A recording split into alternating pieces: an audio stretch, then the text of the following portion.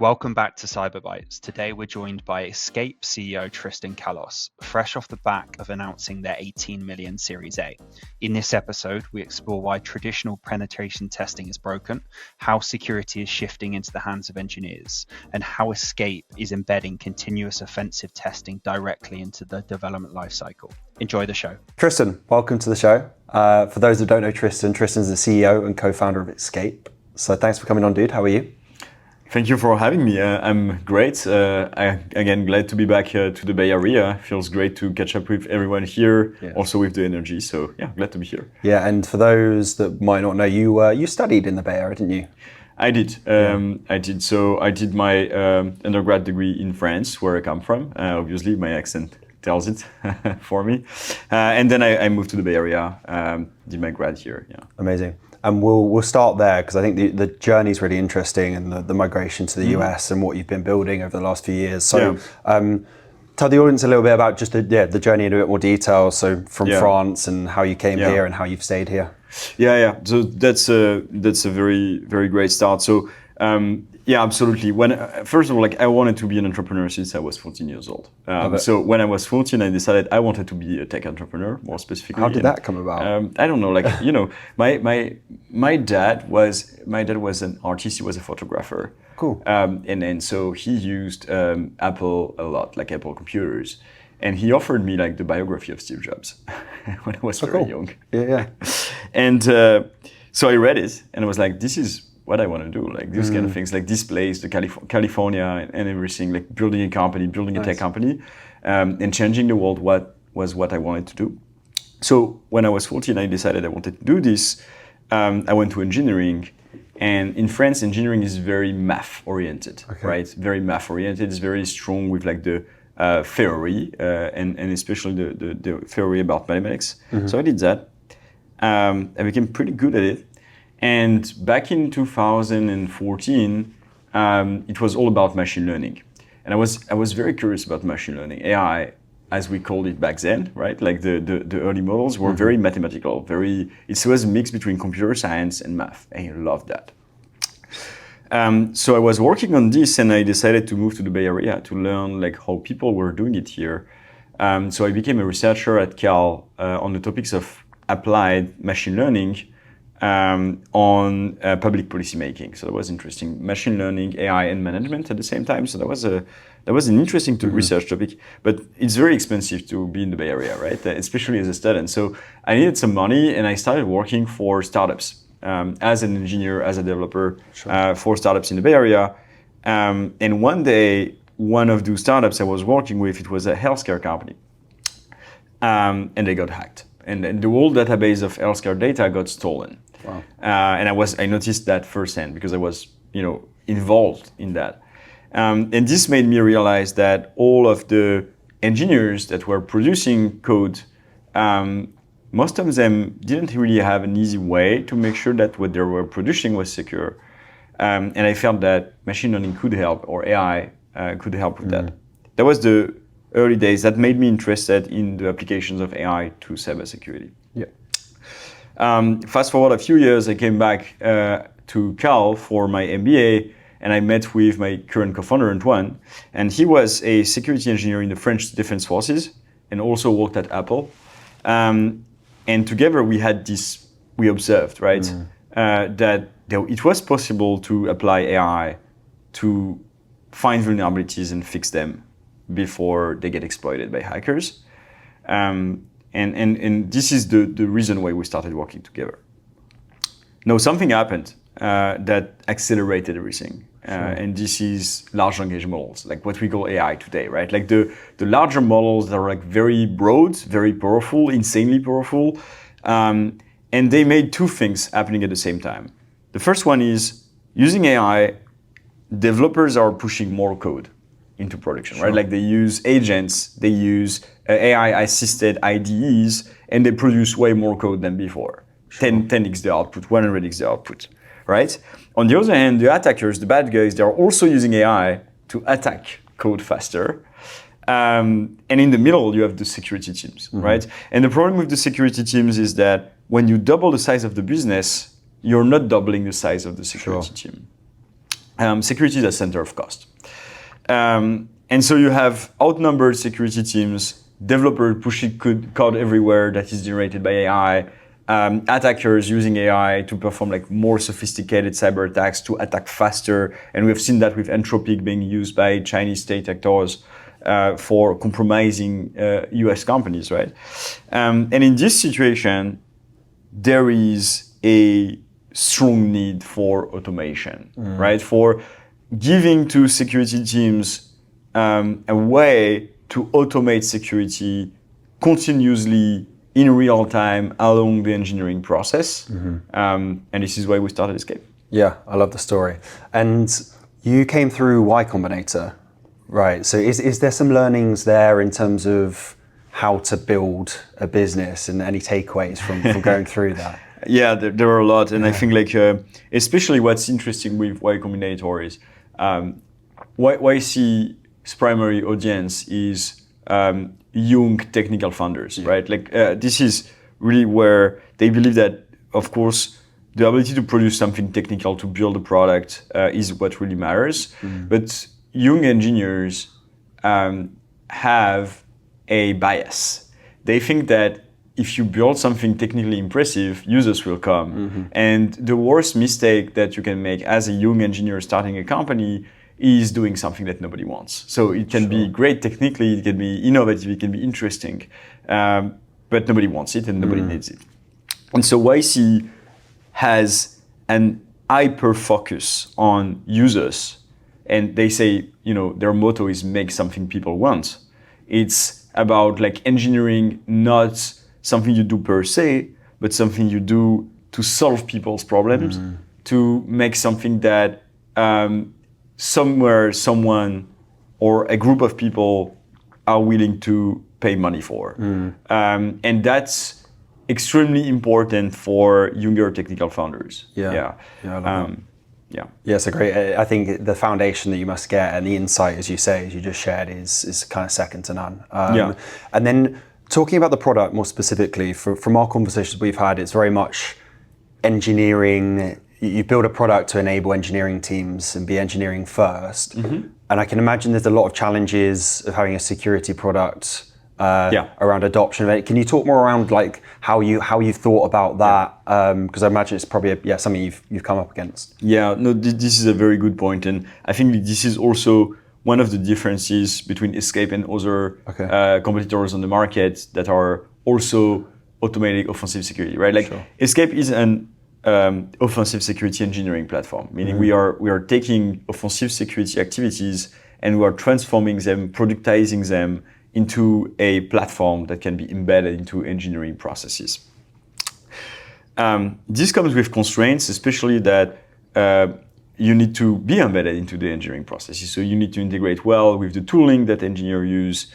You need to go as fast as their processes, which have become pretty fast, right? But there is also another thing: is engineers work on trust. Security for them is not their main goal, right? Like engineers have deadlines. They have a roadmap to execute. They have bugs to fix. And security is something among their other responsibilities, and you cannot get in their way, basically. So you have a constraint that is keeping the trust of the engineering team, which means that you cannot afford to produce false positives, right? Like to generate noise, to generate data that is not useful to engineers.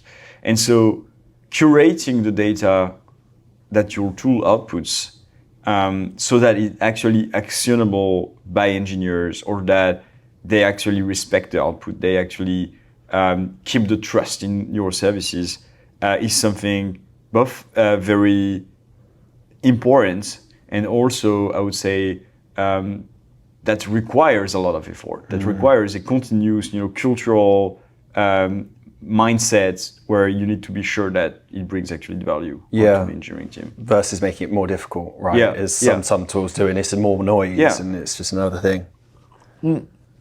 But if for instance, if your tool is designed to be used by pen testers, like in a standalone way, right? Like you can afford to have a bit more information than what's needed, because the pen testers, they will reuse this information for other things. Like they are gathering a max amount of info, and then they curate the reports themselves for the developers or for the company. When you remove this human security expertise in the loop sometimes, and we don't always do it, right? Like some teams prefer to have like the security people review first, and then the engineering. But we know that with AI and with the pace of development, this is gonna shrink, right? Sure. And so when you remove the expertise from a security professional in the middle, you have to be extremely careful about the data that you send to developers. For sure. And on that, so you guys at Escape, that you've produced a report recently, right, around vibe coding and the vulnerabilities in that. Can you share more about that? Because that was super interesting. Yeah, absolutely. So we have an internal research team, right, at Escape that works full time on using AI to discover vulnerabilities and to evaluate like how AI can be used to produce more vulnerabilities and find and fix more vulnerabilities. So everything AI for security. Sure. The consequences of AI on security. We were interested into understanding what is the impact of vibe coding for security. So we use our technology for automated penetration testing. And we ran it against more than 2,000 vibe-coded applications. Sure. And we discovered 1,500 critical vulnerabilities. Wow. And 125 pure data leaks, like personal identifiable information or even healthcare data that was leaking on the internet, that was leaking publicly. Sure. And that could have been exploited by someone with, like a basic set of like red teaming expertise or penetration testing expertise, which was striking because very often those applications were built not by developers, but by people that had their domain expertise. For instance, some of those applications have been built by doctors, right? Medical doctors. Sure. And so you have this medical doctor, they are building an application to manage their patient data. And it works because they're using, a vibe coding platform and it works and they know what they're doing from a product standpoint because they are a domain user. But they don't know security, right? Sure. They are not professionals of security, they are not professionals of engineering. And so they introduce vulnerabilities, but vulnerabilities in something that stores patient data. Sure. So suddenly you have people that have no expertise in security that can actually produce applications end to end on many different topics and many topics that handle sensitive data or sensitive stuff. Yeah, it's kind of scary, isn't it? And as you say, like the barrier to entry from an engineering standpoint is you could have a 5-year-old or you could have an 80-year-old produce something. The age doesn't matter, industry, professional doesn't matter. Anyone can produce something. So as you say, the landscape, the vulnerability landscape around that is going to be massively increase. So and obviously there's a key reason why Escape is around, right, to help tackle that problem. But how do you see that potentially evolving? And what's your thoughts on that as well, as more people are vibe coding and producing their own stuff? And also how could that change maybe in the next 6 to 12 months? I think first of all, the vibe coding platforms are trying to put in place solutions in order to reduce the exposure because it's like such a big problem, right? But it always happened that when a market expands, the demand for securing that market also expands. Sure. And what we will see, obviously, is that there is so much more code that is produced, right? Reducing the cost of producing code will make more code to be produced. And so the market for securing code will be exploding, right? Sure. Like we will need a tremendous amount of capabilities to protect those new applications against cyber attacks. Yeah. And so this is kind of an arms race. It's a bit frightening if you think about it, right? There is an arms race. Models used to build code, and the very same models used to attack code. And what counts is like the layer. How do you orchestrate those models? How do you make sure that the defenders are, one step beyond the attackers? Like they have like this level of protection, which is it's hard to do, but it's the mission that we have. Yeah, it's crazy, isn't it? And like It'd be interesting to see in 6 to 12 months of where this evolves to. And even if you look at folks like OpenAI, who have recently acquired potentially someone in your space, right? And how AI companies are now, as you say, thinking seriously about security. And is that a way that they is that a market they can break into and start acquiring folks? Because it makes sense, right? So that's very interesting. That's those companies will be producing things to secure code, but they are not gonna steal the market. And we have seen that in the past. One thing that was interesting is for cloud security. So everyone, like nobody wanted to invest in cloud security at some point because they felt that this would be built in AWS, GCP, Azure, and then Wiz happened, and that was like one of the biggest successes. And I think it's the same because you'll always have, let's say, the baseline of security embedded, and that's a great thing. I think like it's more than needed, right? Like to have a baseline of security integrated into cloud, integrated into OpenAI, Codex, integrated into all the tools that are used to build code. But the needs at the enterprise scale are entirely different because you don't just need like one single point vulnerability management or point security risk reduction, right? You need governance, you need oversight over like different multiple teams that might have entirely different tech stacks, right? Someone might use OpenAI, the other might use Anthropic, and so you need like a common standard, right? You have compliance that comes on top of it, and so you have a lot of other, let's say, constraints that security teams need to operate with that ask for software that is specific to security. Yeah, I think it's a good call out. Cloud security is a good one because you have AWS, you have GCP, you have Azure, and then kind of on the AI side, you've got OpenAI and you've got all the others. It's kind of building a similar, like, it's a similar framework. And as you say, like Wiz came along and then get acquired by Google. So it's a very good call out on the comparison there. So this is exactly it. You have like Anthropic, like currently, right? The main players are Anthropic, OpenAI, and Google, right? Like those are the ones that have the most, I would say, impact on the enterprise.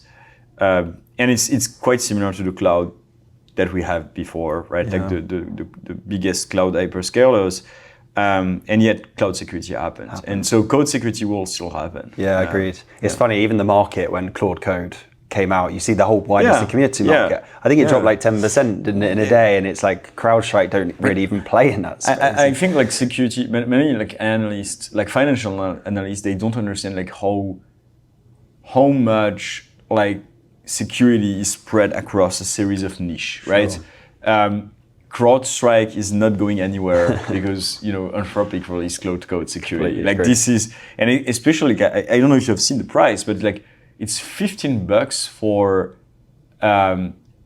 reading a PR from a security standpoint. Like every time your devs are pushing code into prod, you pay $15 to Anthropic. So that's like the price is still also very expensive. Even if it will reduce over time. Again, we'll push more code. So you see, like everything is connected here. It's connected, for sure. And like going back to Escape and what you're building, because there's exciting news recently, right? It was a Series A announcement. Series A, tell us more about that. Yeah, 18 million Series A. Congrats. Thank you. So for accelerating the deployment of our platform, two things, and this is about like Escape. We have two different really important values in the company. The first one, we are a research-driven company, right? Like so, we build. We are not interested into building wrappers, or we are not interested into wrapping up open source tooling. We really are building advanced technologies internally with research teams in order to bring the best product to market and solve security people's problem. That's the first thing. And the second thing is we are extremely customer-centric and security team-centric. So we care a lot about solving a real business problem, making sure that we bring the value and we're solving the problems of our customers. So we have this kind of like deep partnership with the company we work with. to create the best solution. Why does it matter? It matters because the Series A will allow us to do two things, right? The first one is continue to investing in the research and development to stay ahead of the competitors when it comes to the algorithm that we're building, the technologies that we're building. And the second thing is expanding our capabilities to support like larger enterprise customers.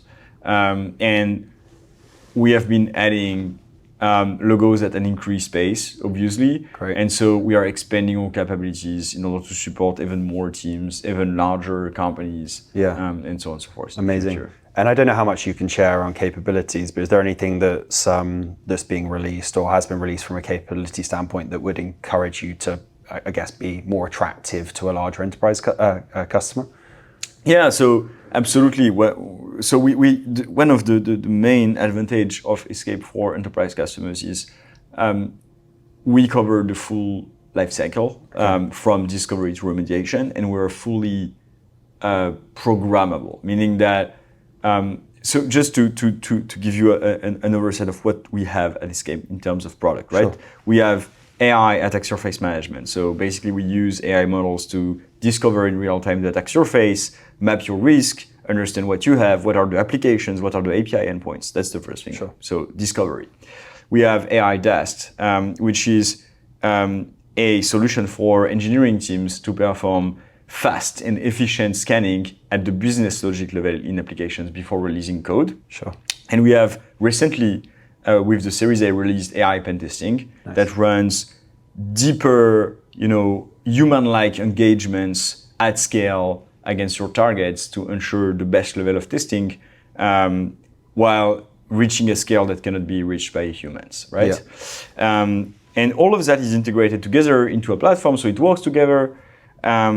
And it's also fully accessible via public API. We have CLI tooling. Sure. We have, developer tooling. Like everything can be fully automated in the enterprise processes. Amazing. And from the conversations I have this week, it sounds like, I think, as you described, platform, right? You've got multiple AI offerings within that pen testing, SAST, and I think DAST, sorry. And then I think I'm seeing this across some, like a few other vendors. I think that's the way things are going, is that having a cooperated platform where you can target specific different verticals rather than be very focused on pen testing or very focused on cloud security. Is that kind of the vision that you potentially see as well?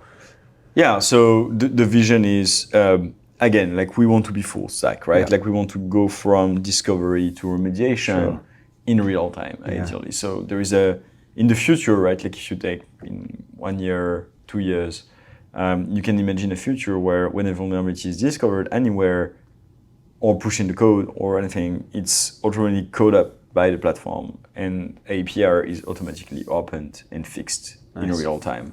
And that's where we want to go. Yeah, I love it. Definitely. Yeah, well, look, Tristan, it's been a pleasure to have you on, dude.